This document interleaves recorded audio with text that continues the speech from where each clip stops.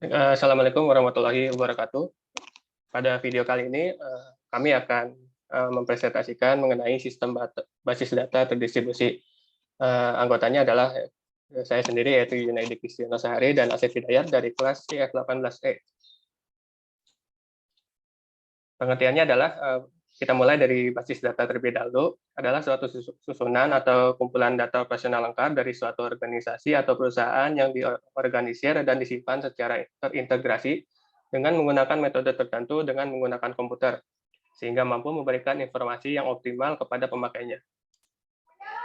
Kemudian, basis data terdistribusi adalah kumpulan data logik yang saling berhubungan secara fisik terdistribusi dalam jaringan komputer, yang tidak tergantung dari program aplikasi sekarang maupun masa yang akan datang.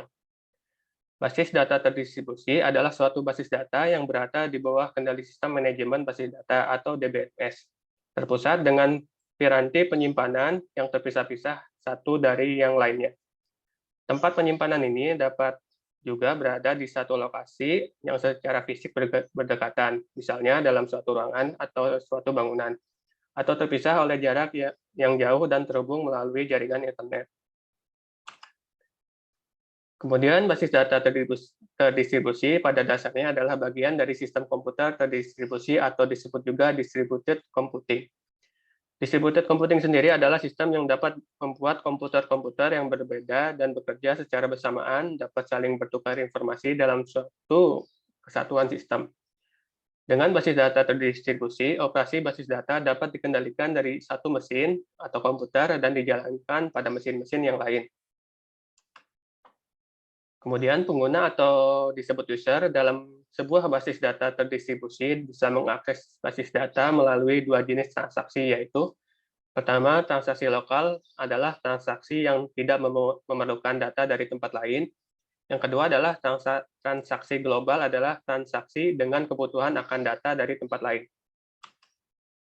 Kemudian selanjutnya menjelaskan mengenai struktur database terdistribusi.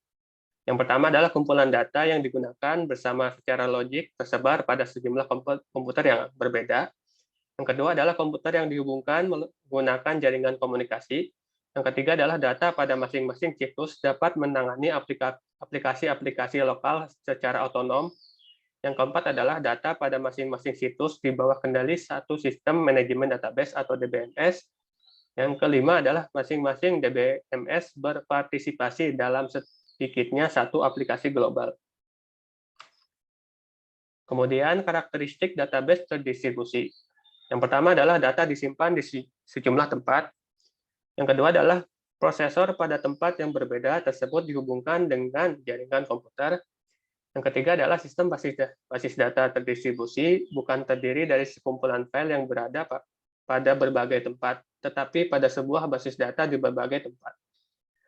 Lalu yang terakhir adalah setiap tempat secara mandiri memproses permintaan user yang membutuhkan akses ke data di tempat tersebut, dan juga mampu memproses data yang tersimpan di tempat lain.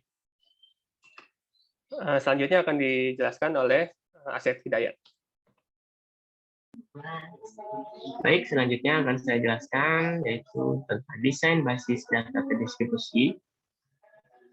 Replikasi adalah teknik untuk menyalin dan mendistribusi data dan objek database dari satu database ke database lain, dan melakukan sinkronisasi antara database sehingga konsistensi data dapat dijamin. Arti lainnya yaitu sistem ini mempertahankan kopi atau tabel data duplikat. Setiap salinan disimpan dalam node yang berbeda, yang menghasilkan verifikasi data. 2. Fragmentasi adalah fenomena di mana ruang penyimpanan yang digunakan secara tidak efisien, mengurangi kapasitas penyimpanan. Istilah ini juga digunakan untuk menunjukkan tempat yang gersang itu sendiri. Di lainnya, data dalam tabel diurutkan dan didistribusikan ke sejumlah fragmen. Setiap fragmentasi dapat terbentuk fragmentasi horizontal atau pemilihan catatan data, atau fragmentasi vertikal menyortir data lapangan atau atribut. Ketiga yaitu replikasi dan fragmentasi. Kombinasi replikasi dan fragmentasi. Data atau tabel diurutkan dalam beberapa fragmen, sistem kemudian mengelola sejumlah salinan setiap fragmen berada di simpul.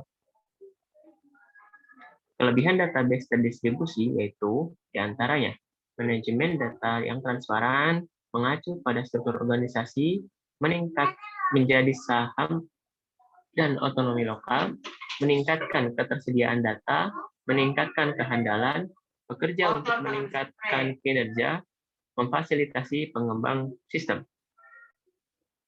Adapun kekurangan database terdistribusi yaitu kompleksitas manajemen, kontrol integritas lebih sulit, biaya pengembangan relatif mahal, keamanan, kesulitan standarisasi, menambahkan kebutuhan penyimpanan, lebih sulit untuk mengatur lingkungan data.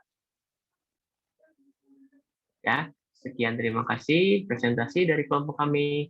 Assalamualaikum warahmatullahi wabarakatuh.